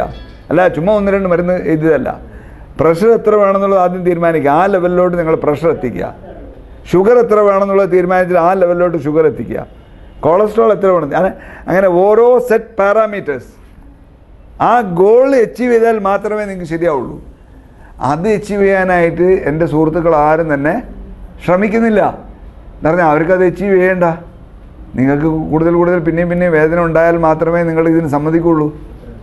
നിങ്ങൾ വേദന മാറിപ്പോയാൽ നിങ്ങൾ സമ്മതിക്കുമോ? സമ്മതിക്കില്ലല്ലോ. അതുകൊണ്ട് നിങ്ങൾ വേദന മാറാതിരിക്കണം. വേദന മാറിയാൽ നിങ്ങൾ പിന്നെ സമ്മതിക്കില്ലല്ലോ. അപ്പോൾ പിന്നെ മാറിയതുകൊണ്ട് എന്താ എനിക്ക് ഗുണം? എനിക്കിത് ചെയ്തിട്ട് ഗുണം കിട്ടണമെങ്കിൽ നിങ്ങൾ വേദന മാറാതിരിക്കണം. അപ്പം അതുകൊണ്ട് ഓപ്റ്റിമം ട്രീറ്റ്മെൻറ്റ് അവരാരും തന്നെ നിങ്ങൾക്ക് തരാറില്ല. അതുകൊണ്ട് തന്നെയാണ് അവരെ ചികിത്സ കൊണ്ടിട്ട് അസുഖങ്ങൾ ഭേദപ്പെടാത്ത ആളുകൾ ശരിക്കുള്ള ചികിത്സ എടുത്തു കഴിഞ്ഞാൽ അസുഖം ഭേദപ്പെടാനുള്ള കാരണം. മനസ്സിലായില്ലേ? അപ്പം അതാണ് സംഗതി. എനിക്ക് ഷുഗറില്ല, കൊളസ്ട്രോൾ ഇല്ല, പ്രഷർ ഇല്ല, പിന്നെ മാനസിക സംഘർഷം അങ്ങനത്തെ എനിക്ക് അത്ര വലിയ വിഷമങ്ങളൊന്നുമില്ല. സാമ്പത്തിക മോശമാണെങ്കിൽ അങ്ങനത്തെ വിഷമമൊന്നുമില്ല. ബാധ്യതകളൊക്കെ കഴിഞ്ഞു, കുട്ടികളുടെ പെൺകുട്ടികൾ കല്യാണം കഴിച്ചു, അങ്ങനത്തെ വിഷമം തോന്നുന്നില്ല. പിന്നെ അറ്റാക്കിന്റെ വേദന വന്നിട്ടില്ല. TMT മാത്രമേ ഈ തകരാറ് കണ്ടെന്നാണ് ഡോക്ടർമാർ. നിങ്ങൾ ആ അറ്റാക്കിൻ്റെ സ്റ്റേജ് വരെ എത്തിയിട്ടില്ല. അതിനേക്കാളും മുമ്പ് തന്നെ കണ്ടുപിടിച്ചു TMT എടുത്തിട്ട്. അറ്റാക്കിൻ്റെ സ്റ്റേജ് ലാസ്റ്റാണല്ലോ. അതിന് മുമ്പ് തന്നെ രോഗം കണ്ടുപിടിച്ചു. നിങ്ങൾക്ക് അമിതമായിട്ടുള്ള വണ്ണം നിങ്ങൾക്കുണ്ട്, വ്യായാമം വേണ്ടത്ര ഇല്ല. അതില്ലേ 2 കാരണമായില്ലേ? പിന്നെ അറിയപ്പെടാതെ ഒരുപാട് വേറെ കാരണങ്ങളും ഉണ്ടാവും. മനസ്സിലായില്ലേ? വേദന ഹാർട്ടിൻ്റെത് നമ്മൾ നേരത്തെ ഡിസ്കസ് ചെയ്തിട്ടുണ്ട്. വേദനയെ പറ്റിയിട്ട് എങ്ങനെയാണെന്നുള്ളത്. ഹാർട്ടിൻ്റെ വേദന ക്ലാസിക്കലായിട്ടുണ്ടാവുന്നത് സെൻറ്ററിലാണ്. മനസ്സിലായില്ലേ? ഇവിടെയാണ് ക്ലാസിക്കലായിട്ടുണ്ടാകുന്ന വേദന. പിന്നെ ചിലർക്ക് എറ്റിപ്പിക്കലായിട്ട് ഇവിടെ ഉണ്ടായെന്ന് വരാം, ചിലർക്ക് ഇവിടെ ഉണ്ടായെന്ന് വരാം. പക്ഷേ ഏറ്റവും കൂടുതൽ ആളുകൾക്ക് ഉണ്ടാകുന്ന വേദന ഇവിടെയാണ്.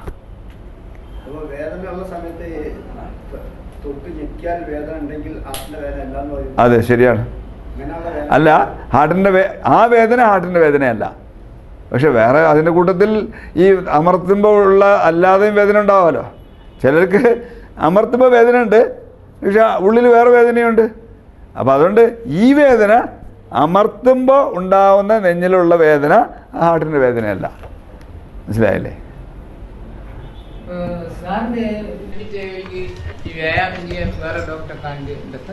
ഇല്ലല്ലോ, ഇവിടെ പഠിപ്പിച്ചേരല്ല. അതിനല്ലേ 10 ദിവസം കിടക്കുന്നത്. പിന്നെ വേറെ ആൾക്കാരാണ് ഈ കാര്യം ഓ ഉണ്ടാവുമല്ലോ. പക്ഷെ അതിന് നടന്നാൽ ഒരു കുഴപ്പമേ ഉള്ളൂ, കുറേ നാളായാലും നടന്നു കഴിയുമ്പോൾ മുട്ടും കേടാവും. അത് നാച്ചുറൽ അല്ലല്ലോ, മെഷീൻ്റെ മുകളിലല്ലേ. അപ്പൊ അതിന് മെറ്റലിന്റെ ഇതൊക്കെ ഓടുന്നതിന്റെ മുകളിലല്ലേ. അവിടെ കുറച്ച് നാൾ കഴിഞ്ഞാൽ ചിലർക്ക് മുട്ട് കേടാകാറുണ്ട്. നാച്ചുറൽ ആയിട്ട് നടക്കുന്നതാണ് ഏറ്റവും നല്ലത്. നിങ്ങളുടെ ശരീരത്തിന്റെ ഈ ജോയിന്റ്സിനൊന്നും തകരാറ് വരില്ല. അതും ലെവലുള്ള ഗ്രൗണ്ടിലായിരിക്കണം നടക്കുന്നത്. നമ്മുടെ നാട്ടിൽ പലയിടത്തും ഇങ്ങനെയാണ്. ഇങ്ങനെയുള്ളിടത്ത് നടന്നു കഴിഞ്ഞാൽ മുട്ടിന് പിന്നെയും കേടുവരും. ലെവൽ ഗ്രൗണ്ടിൽ നടക്കുന്നതാണ് ഏറ്റവും നല്ലത്. എവിടെ ആയാലും നടക്കാം, ലെവൽ സ്ഥലത്ത്. ഓ നിങ്ങൾക്ക് എവിടെ നടന്നാലും കുഴപ്പമൊന്നുമില്ല. വീട്ടിന്റെ അകത്ത് നടന്നാലും കുഴപ്പമില്ല. വലിയ വീടാണെങ്കിൽ, ഇല്ലെങ്കിൽ വീട്ടിന്റെ ചുറ്റും വലിയ വരാന്ത ഉണ്ടെങ്കിൽ ആ വരാന്തയിൽ നടന്നാലും കുഴപ്പമൊന്നുമില്ല. എവിടെ നടക്കുന്നതും പ്രസക്തിയില്ല. നിങ്ങൾ എത്ര വ്യായാമം ചെയ്യുന്നുള്ളത് മാത്രമേ ഉള്ളൂ. മെല്ലെ മെല്ലെ തുടങ്ങി പിന്നെ സ്പീഡ് പിക്കപ്പ് ചെയ്യാണ്. സ്പീഡ് ആദ്യത്തെ ദിവസം തന്നെ ചെയ്യാൻ പറ്റില്ല. കുറെ നാൾ കഴിയുമ്പോൾ സ്പീഡിൽ, ഇപ്പം ഹാർട്ട് അറ്റാക്ക് വന്ന ആളുകൾ ടെന്നീസ് കളിക്കുന്നുണ്ട്, ഹാർട്ട് അറ്റാക്ക് വന്ന ആളുകൾ ബാഡ്മിന്റൺ കളിക്കുന്നുണ്ട്, ഹാർട്ട് അറ്റാക്ക് വന്ന ആളുകൾ ഫുട്ബോൾ കളിക്കുന്നുണ്ട്. കുഴപ്പമൊന്നുമില്ല, മനസ്സിലായില്ലേ? അത് അവര് ഇങ്ങനെ ഡെവലപ്പ് ചെയ്തിട്ട് ആ ലെവലിൽ എത്തിയിരിക്കണേ. മെല്ലെ മെല്ലെ കൂട്ടി. ഈ മലബന്ധവും അറ്റാക്ക് ചെയ്യുന്നുണ്ട്. ശോധനക്കുറവ് അറ്റാക്കുമായിട്ട് ബന്ധമുണ്ടോ എന്ന് പറഞ്ഞാൽ ഡയറക്റ്റായിട്ട് ബന്ധമൊന്നുമില്ല. പക്ഷെ സാധാരണയായിട്ട് നിങ്ങളിപ്പോ ഒരാൾക്ക് ഹാർട്ട് അറ്റാക്ക് വന്നെന്ന് വെച്ചോളൂ. ഹാർട്ട് അറ്റാക്ക് വന്നു കഴിഞ്ഞാൽ നിങ്ങൾ ICUവിൽ കിടത്തും. ICUവിൽ കിടത്തിയിട്ട് നിങ്ങളുടെ ഭക്ഷണം കുറക്കും, ഭക്ഷണത്തിലുള്ള ഓയിൽ കുറക്കും, നിങ്ങൾ നടക്കൂല, മൊബിലിറ്റി ഇല്ല. ഇത്രയാവുമ്പോൾ അപ്പം തന്നെ നിങ്ങൾക്ക് മനം പോവില്ല. എന്താ? ഒന്ന് അതിലുള്ള ഓയിൽ കുറഞ്ഞു, 2 അതിലുള്ള ഫൈബർ കുറഞ്ഞു, 3 വ്യായാമമില്ല, നടത്തില്ല. അപ്പൊ ഓട്ടോമാറ്റിക്കായിട്ട് കോൺസ്റ്റിപ്പേഷൻ ഉണ്ടാവും. ICUവിൽ വെച്ചിട്ട് തന്നെ കോൺസ്റ്റിപ്പേഷൻ ഉണ്ടാവും, മനസ്സിലായില്ലേ? അങ്ങനെയുള്ളവർക്കാണ് 5ാമത്തെ ദിവസമാണ് സാധാരണയായിട്ട് എനിമയോ ഇല്ലെങ്കിൽ സാധാരണയായിട്ട് താഴ്ന്നുള്ള ഈ ഗുളിയോ ഇത് വെക്കുക വരം പോകാനായിട്ട്. അതുകൊണ്ട് തന്നെയാണ് നിങ്ങൾ ഹാർട്ട് രോഗം ആയിക്കഴിഞ്ഞാൽ നിങ്ങൾ ഭക്ഷണം കുറക്കും, ഓയിൽ കുറക്കും. അതിൽ ഇത് രണ്ടും കുറഞ്ഞു കഴിയുമ്പോൾ തന്നെ കോൺസ്റ്റിപ്പേഷൻ ഉണ്ടാവും. പിന്നെ നിങ്ങൾ കഴിക്കുന്ന ചില ഗുളികകളുണ്ട്, അതിനും കോൺസ്റ്റിപ്പേഷൻ ഉണ്ടാക്കാനുള്ള സൈഡ് എഫക്റ്റ് ഉണ്ട്. അപ്പൊ അതുകൊണ്ട് കോൺസ്റ്റിപ്പേഷൻ എന്ന് പറയുന്നത് ഹാർട്ടിന്റെ രോഗികൾക്ക് സാധാരണയായിട്ടുള്ളൊരു വളരെ കോമൺ ആയിട്ടുള്ളൊരു സിംറ്റമാണ്. പ്രാക്ടിക്കൽ എല്ലാ രോഗികൾക്കും ഉണ്ടാവും. അപ്പൊ അതും വെച്ചിട്ട് ജീവിക്കാൻ പഠിക്കണം. അതുകൊണ്ട് ഹാർട്ട് അറ്റാക്ക് ഉണ്ടായിട്ട് കോൺസ്റ്റിപ്പേഷൻ ഉണ്ടായ രോഗികൾ കഴിയുന്നതും ബാത്റൂമിൽ പോയി കഴിഞ്ഞാൽ സ്ട്രെയിൻ ചെയ്യാൻ പാടില്ല, മുക്കാൻ പാടില്ല.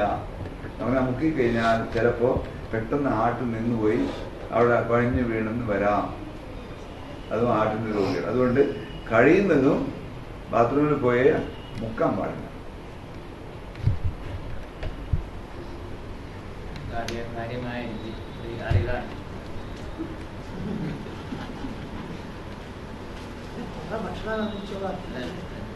ഭക്ഷണം കൺട്രോൾ ചെയ്യൂല, ഭക്ഷണം കൺട്രോൾ ചെയ്യൂല. മെയിനായിട്ട് സാർ പറഞ്ഞ ഭക്ഷണം കൺട്രോൾ ഒക്കെ ചെയ്യും. ആദ്യം ഹാർട്ട് അറ്റാക്ക് വന്നു, ചാകാനായിരുന്നു തോന്നി, പിന്നെ അത് കഴിഞ്ഞ് അടുത്ത ഡോക്ടർ വന്നു, ഓപ്പറേഷൻ ചെയ്തില്ലെങ്കിൽ ചത്തുപോകുമെന്ന് പറഞ്ഞു. അങ്ങനെ പറഞ്ഞാൽ കുറെ നാളത്തേക്ക് ഭക്ഷണം കൺട്രോൾ ചെയ്യും. എത്ര രോഗികൾ ഹാർട്ട് രോഗി ഒരു ഹാർട്ടിന്റെ കംപ്ലൈന്റ് ചെയ്യുന്നത് എന്താ വെച്ചാൽ അങ്ങ് ചെടിക്കും, അവിടെ ചെന്ന് വരി വെച്ച് ഇങ്ങോട്ട് കൊടുക്കും, അതും വരി വെച്ചിരുന്നു. എന്നിട്ട് ആ ഡക്ടർ എടുത്ത് പോയിട്ട് കൊടുക്കാം. തെറ്റ് ചെയ്യണം, തെറ്റാണ് തെറ്റ്. ഡക്ടറെ അപ്പൊ വലിയ ബുദ്ധിമുട്ടാകുന്നുണ്ടെങ്കിൽ ഈ ആവണക്കണ്ട വഴി കുറഞ്ഞ ആവണക്കൊണ്ടൊന്നും കാര്യപ്പെട്ടിട്ട് ഒരു സ്പൂണോ 2 സ്പൂണോ കഴിച്ചോളൂ, കുഴപ്പമൊന്നുമില്ല. ശോധനക്കോ കാര്യം കിട്ടും. അതാണല്ലോ ആയുർവേദത്തിൽ കൊടുത്തോണ്ടിരുന്നത് പണ്ട് കാലത്തൊക്കെ. അപ്പൊ അത് കഴിച്ചിട്ട് അതുകൊണ്ട് ഒരു ഗുണമുണ്ടെങ്കിൽ കഴിച്ചോളൂ, കുഴപ്പമൊന്നുമില്ല. ശോധനക്കല്ലേ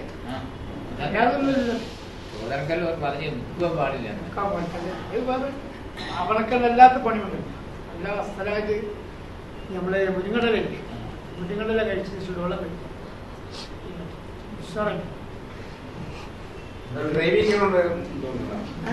എങ്ങനെ വണ്ടി ഓടിക്കുമ്പോൾ വണ്ടി ഓടിക്കുമ്പോൾ ബുദ്ധിമുട്ടില്ല എന്ന് പറഞ്ഞു കഴിഞ്ഞാൽ നിങ്ങളുടെ ഒന്ന് ഹാർട്ടിന്റെ കണ്ടീഷൻ അനുസരിച്ചിട്ടാ. നിങ്ങളുടെ ഹാർട്ടിന്റെ ഫംഗ്ഷൻ വളരെ മോശമാണെങ്കിൽ, ഹാർട്ട് താളം തെറ്റി ഇരിക്കുന്നുണ്ടെങ്കിൽ 1 മണിക്കൂറൊക്കെ നടക്കണ 1 മണിക്കൂർ സാധാരണ 1 മണിക്കൂർ നടക്കുന്ന ആൾക്ക് വണ്ടി ഓടിക്കുന്നൊന്നും കുഴപ്പമൊന്നുമില്ല.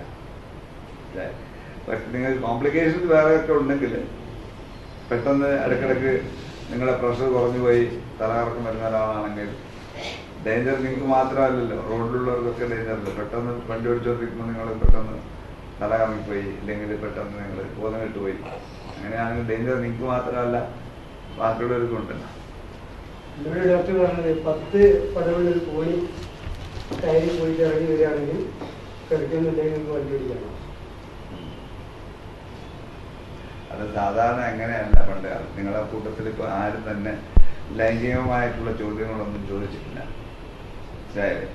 പണ്ട് കാലത്ത് ഞങ്ങള് ഹാർട്ട് അറ്റാക്ക് വന്ന രോഗികൾക്ക് സിമ്പിളായിട്ട് പറഞ്ഞു കൊടുത്തുകൊണ്ടിരുന്നത്, നിങ്ങൾ ഒരു ഫസ്റ്റ് ഫ്ലോർ വരെ ബുദ്ധിമുട്ടില്ലാതെ കയറാൻ സാധിക്കുകയാണെങ്കിൽ ഭാര്യയുമായിട്ട് ബന്ധപ്പെടുത്തുന്നതിന് യാതൊരു കുഴപ്പവും ഇല്ല. അത്ര തന്നെയാണ്. നിങ്ങൾക്ക് ഭാര്യയുമായിട്ട് ബന്ധപ്പെടുമ്പോൾ നിങ്ങൾക്കുണ്ടാവുന്ന വ്യായാമം ഇതിന് തുല്യമാണ്. ഒരു ഫ്ലൈറ്റ് ഓഫ് സ്റ്റേഴ്സ് കയറി പോകുന്നത്. അപ്പം അങ്ങനെയാണ് ഞങ്ങൾ സാധാരണയായ രോഗികൾക്ക് പറഞ്ഞു കൊടുത്തിട്ടുള്ളത്. പണ്ട് കാലത്ത് ഈ TMT ഒന്നും ഇല്ലാത്തതിന് മുമ്പ്, TMT വരുന്നതിനൊക്കെ മുമ്പ് രോഗികൾ ചോദിച്ചാൽ, ഇപ്പം പിന്നെ TMT ചെയ്തിട്ട് ഇത്ര ലെവലിൽ വരെ ചെയ്യുന്ന ആളുകൾക്ക് യാതൊരു ബുദ്ധിമുട്ടും ഇല്ല എന്ന് പറഞ്ഞു കൊടുക്കാൻ എളുപ്പമുണ്ട്. പണ്ട് അങ്ങനെ ആയിരുന്നില്ല. മനസ്സിലായില്ലേ? സാറിൻ്റെ അറിയാം, ബേബിയെ പറ്റി അറിയാൻ പറ്റും. സാറ് ബേബിയെ പറ്റി അറിയാൻ പറ്റും.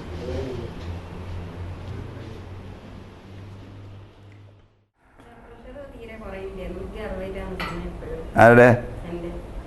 നിങ്ങൾ പ്രഷറിന് ആരാ ചികിത്സിക്കണേ? ഇപ്പം ഞാനീ ചികിത്സിക്കുന്നത് ഇവിടെ ഉള്ള ആളുകൾക്കൊക്കെ എല്ലാവർക്കും പ്രഷർ കുറവെന്നുള്ള കംപ്ലൈൻ്റ് അല്ലാതെ കൂടുതൽ എന്നുള്ള ആർക്കും കംപ്ലൈൻ്റ് ഉണ്ടോ? ഇല്ലല്ലോ. ഇതിവിടെ ഉള്ള ഇപ്പോൾ ഒരാൾ ചോദിച്ചു നോക്കും എല്ലാവരുടെ അടുത്തും, അവർ പ്രഷർ കുറഞ്ഞു പോയി എന്നുള്ള കംപ്ലൈൻ്റ് അല്ലാതെ കൂടുതലെന്നുള്ള കംപ്ലൈൻ്റ് ഇല്ല. എന്തുകൊണ്ടിട്ട്? അതിൻ്റെ അർത്ഥം എന്താ? ഭക്ഷണം മാത്രമല്ല, നിങ്ങളെ ചികിത്സ ഓപ്റ്റിമമായിട്ട് നിങ്ങളുടെ ഡോക്ടർ നിങ്ങൾക്ക് തന്നിട്ടില്ല.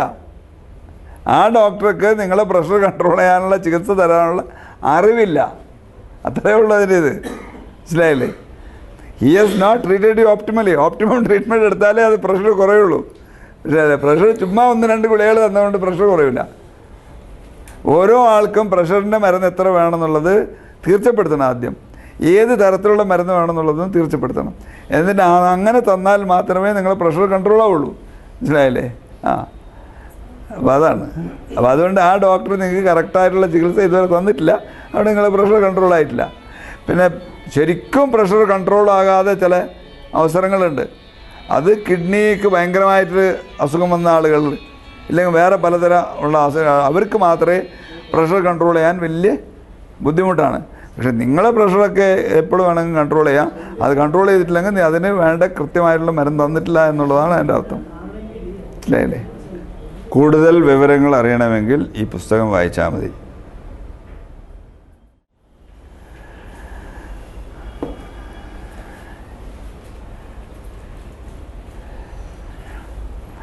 I think we can